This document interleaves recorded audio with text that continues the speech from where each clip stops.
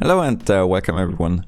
My name is AdlerGG and this is the gameplay update 7.27D video. So we will take a closer look into the patch that came out 2 days ago. If you like this kind of content, go to GamerzClass.com. For just $10 a month, get your replays analyzed, watch masterclasses with pro players, join weekly coaching sessions, win prizes, and more with our Supreme Dota 2 membership. Let's hop right into the item changes. So drum stacking was a thing, especially on heroes like Undying, for example, and drums are way too cost efficient, so we had the stats reduced by 2.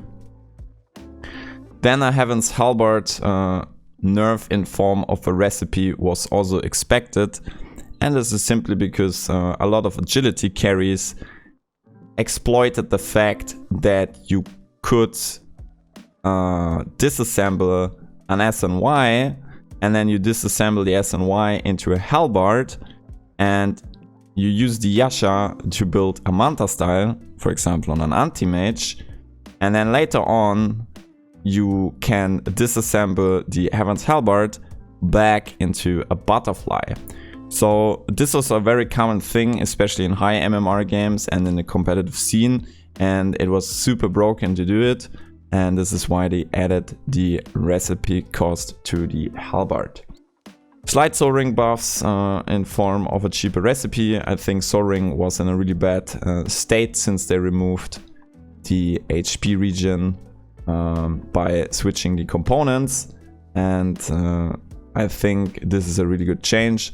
So people, if you like Soul Ring, this is a really nice change for you guys.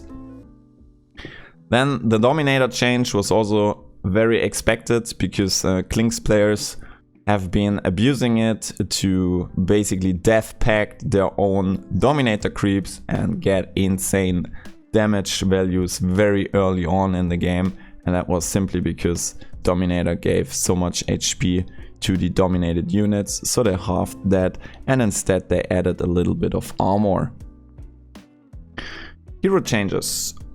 Arc Warden's clone does no longer break smoke. I think this is a good change, and a slight nerf on Flux, so nothing too crazy. Then another expected nerf, Bane is still on the top of the charts when it comes to win rate for position 5 heroes in the Divine Plus bracket. So another brain sap nerf was expected in form of mana costs, because you could still spam brain sap, and even with this change, Bane will still be one of the strongest laning heroes. Bloodseeker base damage increase and Blood Rage changes, lower damage taken, and the damage amp also increased. Bloodseeker is probably like one of the worst heroes in the game right now, so they try to slowly but steady buff it back to a playable level, but I think the changes were too dramatic, and it will still take a few more patches to make it really stable and a good pick. Then a slight Bristleback buff. If you play offlane, I think Bristleback is in a decent state. It's playable, and with this change to the base damage, which gives him a lot more damage and reliable damage, because the damage range was really high and now it's not that high, and overall it's a buff. So you can try some Bristleback offlane for sure. Then Brute nerfs were also expected. It's picked in the competitive scene, and it's the bane of every pub player, especially in the Divine Plus bracket. Brute is just insane if it's last picked. And the win rate is around 58 to 60% in the Divine bracket, so the nerfs have been expected. Slight buff to Chaos Knight, adding basically 4 attack speed and a little bit of armor. I wouldn't say Chaos Knight is like the best safe lane hero you can play at the moment, but he got buffed in a few iterations already, and now we have like another close to 1 base armor buff and 4 attack speed for the laning stage, which is pretty critical for Chaos Knight, so this could be a really nice change. Then Clockwork I had the opportunity to spam a lot of offlane clock in the last week, and I was 100% sure that nerfs come in. And the nerfs are pretty hard, especially for the position 5 clock and the position 4 clock. Base movement speed nerfs are always troublesome. So for a core clockwork, this is not the biggest deal, especially if you play it offlane. But for the support clockwork, this is a really, really big deal. Also, the rocket flare was, in my opinion, too strong. The vision duration, 8 seconds. It was just insane. So a nerf was expected. In my opinion, they could even bring it down to 5-second visions. Then the level 15 talent was always the left one with the battery assault. Like most players take this one. And now they buffed the level 15 talent to +2 hits on the cock to required hits to kill it. So this is also a really nice change, and this makes the talent decent now. Then Darkseer was heavily overpicked in the competitive scene as well as the pub scene. The hero is really hard to deal with, and it had a really good win rate. And Surge, in combination with certain heroes that exploit movement speed related stuff, were heavily affected by the old Surge, like a Spirit Breaker for example. So they normalize Surge, and Surge will grant haste instead of a bonus to movement speed, and this will balance it a little bit more, but the hero itself is basically untouched. Then the Iron Shell talent was also a bit too strong, so they nerfed this as well. So overall, Darkseer is still playable. If you're a Darkseer player, it's fine. Problem is we have slight Dominator nerfs, but we have a Soaring buff. So overall, I think the hero is still fine. And it's just that a few combos that have been heavily abused with Darkseer are nerfed by changing the Surge. Doom is in a really good spot, really strong hero. I recommend, if you play offlane, that you pick up some Doom. Even with the nerfs, it's still completely fine in my opinion. It's just the laning stage was a little bit too strong, so they slightly readjust Devour again and nerf the Scorched Earth as well as the Scorched Earth talent, because the movement speed that you gain from Scorched Earth with the movement speed talent is just a little bit too high, so they adjusted that. But Doom is still fine. 2 base strength on Dragon Knight doesn't seem much, but in my opinion this is a huge buff because it reflects the laning stage outcome. And if you take a look at the Dota buff trends, those 2 base strength lead to a significant win rate increase on Dragon Knight. I really like the hero. It's really strong in mid and can be played on offlane as well. So always nice to see Dragon Knight buffs. Then we have some Enchantress buffs.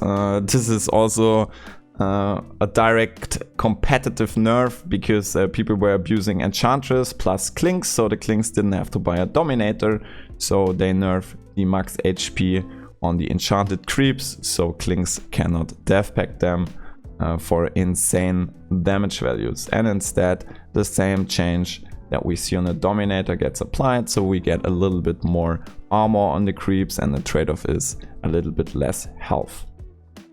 Faceless Void buffs, nerfs were, also expected. It's overpicked.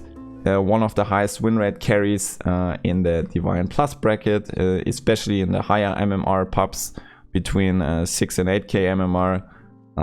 Void was basically the go-to carry, and even in the competitive scene there was a lot of Void, and I think Void is really strong. And the problem with Void is that it's really hard to play against in the landing stage because of time walk, so reducing the base strength by 2 makes him actually killable for a lot of lanes, and I think this is the right direction. And also nerfing the time block damage a bit, and as well as making the level 25 backtrack talent breakable is also pretty good.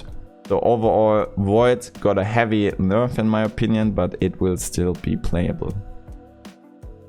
Then we have Leshrac buffs. Leshrac is very underpicked, but I had some games recently with Leshrac offlane that went pretty well when Venomancer was banned.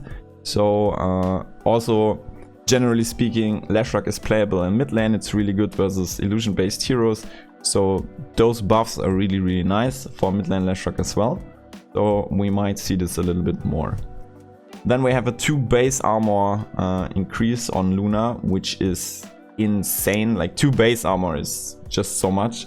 I think Luna already had a decent amount of armor, and I think this is to counteract the aura nerf that we saw a few patches back. So I'm not sure why they made it, because Luna was not in a bad spot, but maybe they had a feeling that the aura is just a little bit too powerful early on, because I think it gives base armor. So Luna lost a little bit of base armor because of the aura nerf, so now they give it back, and this can be instantly seen if we take a look at the win rate. So Luna instantly got like 2% win rate out of this base armor increase in the pubs. So Luna might be a really decent pick on the safe lane now. Magnus Nerves were also expected. If you play high MMR pubs, Magnus was basically picked every game and power was just too broken. And we see that the core Magnus got addressed here. So 25% less damage for the Empower. And also the talents have been swapped, because Magnus HP pool on level 10 with threats and 2 bracers was just insane, and this was simply because the HP talent was on level 10, and now they swapped this out, and Magnus is probably like a killable target now on level 10, rather than having like around 2000 HP.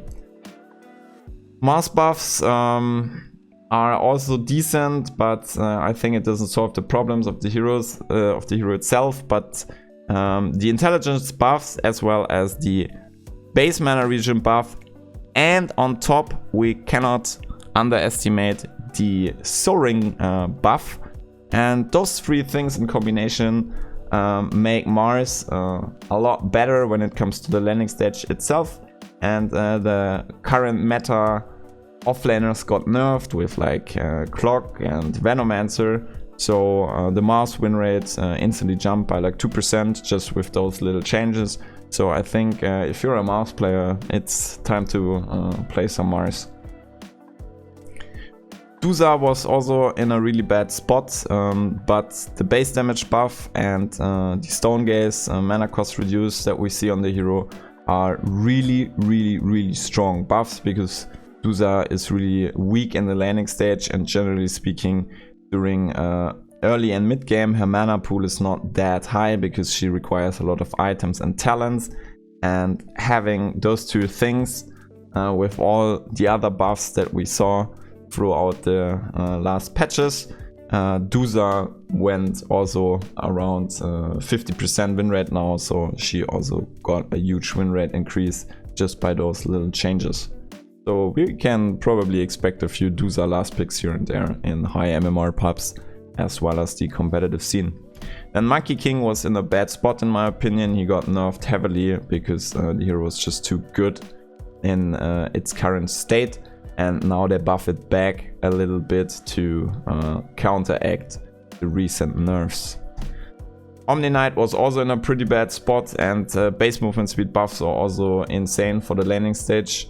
So I tested a little bit of Omni Knight yesterday and it felt really good. So if you're an offlane player, you can for sure try some Omni Knight right now. Slight OD buffs in form of Arcane Orb damage. They don't want to overbuff the hero. They're just scared that OD gets broken, because we had OD meta recently, and I think most players are happy if we don't see that much OD. So not the biggest buffs here. I don't think this changes the hero at all. Then Phoenix overpicked for months already in the competitive scene, and because of the combo potential with Mars and other teamfight heroes like Treyant. So the hero is just too good with its skill set, and they just address the base stats a bit and try to counteract the skill set by nerfing the base stats a little bit, as well as putting some more cooldown on soaring. So Phoenix is still a really strong hero, but the win rate will suffer for sure, especially in public environments when the hero is not comboed properly with other combo picks like Treant, but this is simply, or this nerf is just an address for the competitive scene. Then we have Rubik, also one of the most picked heroes in the competitive scene still, even after the Fate Bolt changes, and now we see a base attack speed reduction because the laning stage is still too strong. So this will normalize Rubik a little bit compared to other position 4 heroes, but the hero is still playable. Then we have pretty huge silencer buffs when it comes to last words.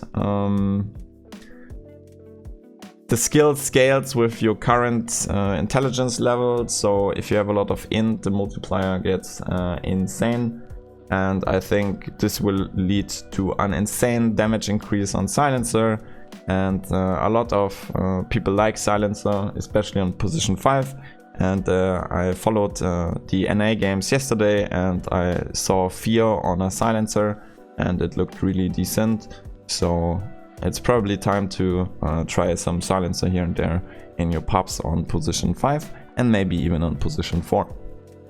Then Spectre nerfs were also expected and they hit really hard, but I think Spectre is still playable, but I have seen these nerfs before, especially when it came to the Hound cooldown, so we see a 20-second difference now on the late game Hound, so this can be really troublesome because a lot of fights are taken around Hound cooldown, and we oftentimes see that the only approach versus Spectre is to somehow bait the Hound and then play around the Hound cooldown, and those 20 seconds can make a huge difference in late game scenarios.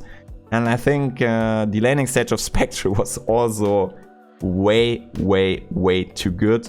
And this simply was because Desolate gave 24 pure damage for like 1 skill point.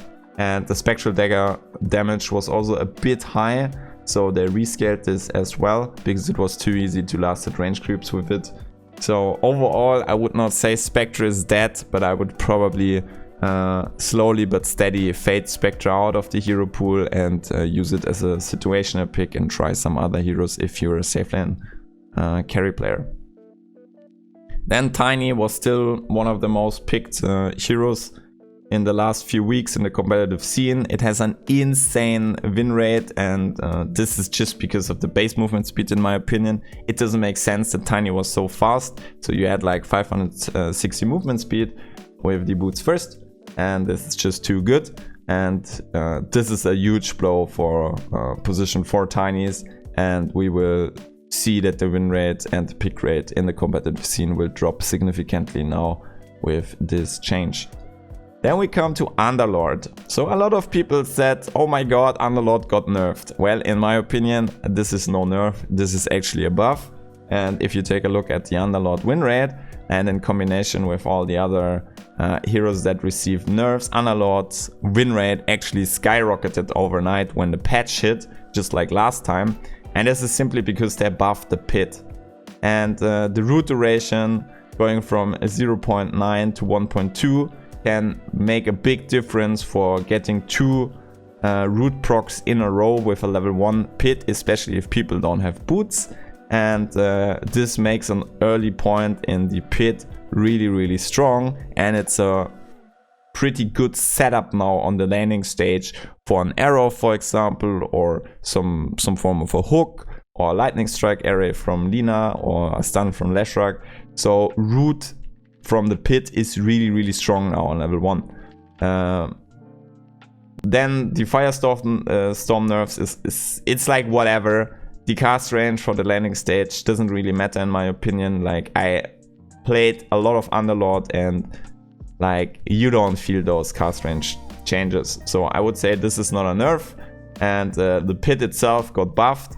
So the only thing that might be troublesome is the atrophy creep bonus change, but even that is in my opinion neglectable because of the Star Shield block, and you have a lot of armor and the Soaring got buffed. So generally speaking, I think Underlord is like tier 0 again in pubs, and the win rate will probably go up even more, close to 57%, like it was a few weeks back when the changes have been applied and the hero got buffed into Oblivion. Then we have Ursa. I'm not sure what to say about the hero because it's very one-dimensional and it's super weak in the laning stage, and the problem doesn't lie within its mana pool. I mean, you have a lot of mana struggle, yes, for sure, but the 15 mana change won't make the biggest difference in my opinion. And the problem is, if the hero gets contested and it has very low base armor, it's super easy to push out the Ursa before he reaches like level 4 and level 5, when he actually becomes really strong.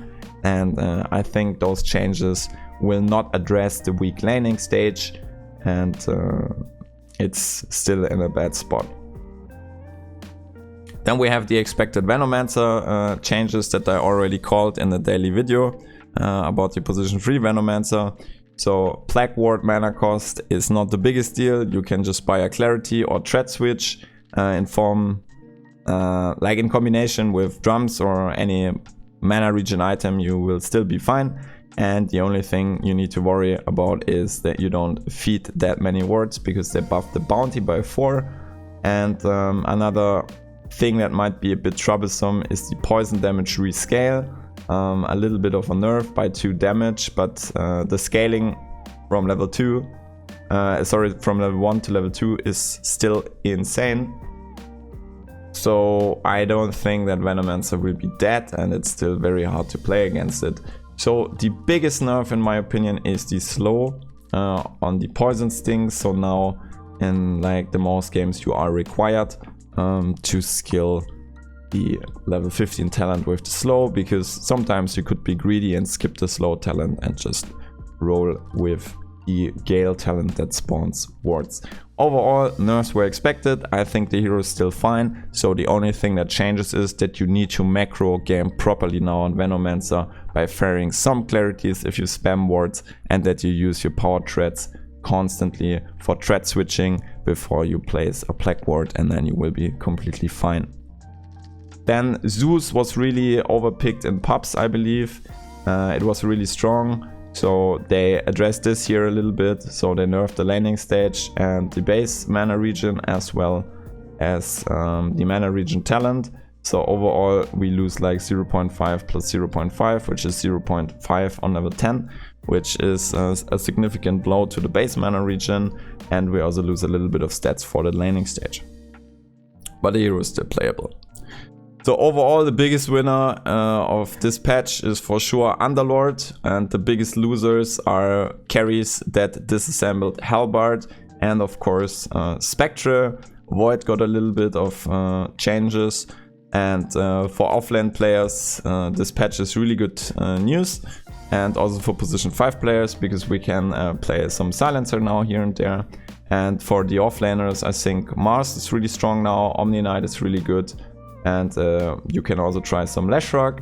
And to all people who abused Enchantress or Dominator on Klings, well, you got what you deserved, because 300 damage at like minute 15 was completely busted, and I think everyone agrees. So huge blows to Klings here. And for carry players, I think you can pick up some Dusa, and also for mid laners, Dusa should be in a nice spot right now if you last pick it. So my name is AdlertG. That was the 7.7 2.7D patch analysis, and thanks for watching.